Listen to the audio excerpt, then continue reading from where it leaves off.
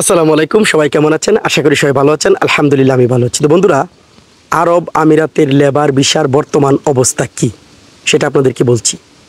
পুরো ভিডিওটা দেখেন, আশা করছি অনেক কিছুই জানতে পারবেন।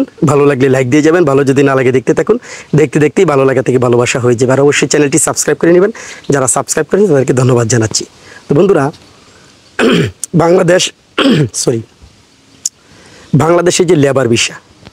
বাংলাদেশের লেবার ভিসা আমরা হয়তো অনেকেই জানি 2012 সালে যে বন্ধ হয়েছিল, এরপরে কিন্তু আর কখনোই বাংলাদেশের লেবার ভিসা খোলা হয় নাই।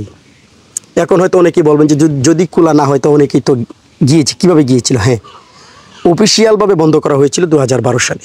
আর অফিসিয়ালভাবে কখনো ওপেন করা হয় নাই, যে অফিসিয়াল ঘোষণা দিয়ে বন্ধ করা হয়েছিল 2012 সালে। কিন্তু মাঝখানে করোনার পরে হঠাৎ করেই সামান্যভাবে একটু চালু হয়েছিল, কিছু লোক এসেছিল, পাশাপাশি ভিজিট ভিসা এসে অনেকে সেই ভিসা কনভার্ট করে কাজের ভিসা করেছিল সেটা।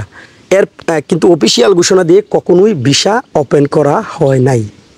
আর বর্তমান যে পরিস্থিতি, এটাও কিন্তু আগের মতোই রয়েছে, মানে বন্ধ রয়েছে, কোনো ঘোষণা আসে নাই কখন খুলবে, কী অবস্থা না অবস্থা। অনেকেই অনেক আশা নিয়ে বসে আছেন দুবাই আসার জন্য। তাদেরকে আমি আগের ভিডিওতে বলেছিলাম সেই আশা ছেড়ে দিয়ে অন্য রাষ্ট্রে যাওয়ার চিন্তা করেন। আমি আজকের ভিডিওতে এটাই বলবো, অন্য রাষ্ট্রে যাওয়ার চিন্তা করেন। এখন কথা হলো যে এই নাগরিকদের ভিসা, আমাদের বাংলাদেশি নাগরিকদের ভিসা নিষেধাজ্ঞার কারণটা কি? অনেক কারণ রয়েছে ভাই, অনেক কারণ। এর মধ্যে সর্বপ্রথম যে কারণটা সেটা হলো ওভারস্টেজ তো বুঝতে পারছেন কি? সেটা হলো ভিসার মেয়াদ শেষ হওয়ার পর অবৈধ অবস্থান। অনেককে আমি দেখেছি ভিসা যখন শেষ হয়ে যায় তখন তারা ভিসা আর রিনিউ করে না। ইচ্ছে করে অনেকে রিনিউ করেন, আবার অনেকেই বিভিন্ন কারণে, কোম্পানির কারণে, আরবাবের কারণে, বিভিন্ন কারণে তাদের ভিসা রিনিউ করতে পারে না। এটা হলো 1 নম্বর কারণ। 2 নম্বর হলো অবৈধ কর্মসংস্থান, অনুমোদিত কর্মসংস্থান বাইরে কাজ করা। মানে আপনার অবৈধভাবে তারা অনেক রকমের কাজ আছে যেগুলো অবৈধ ওই দেশে, ওইগুলো তারা করতেছে।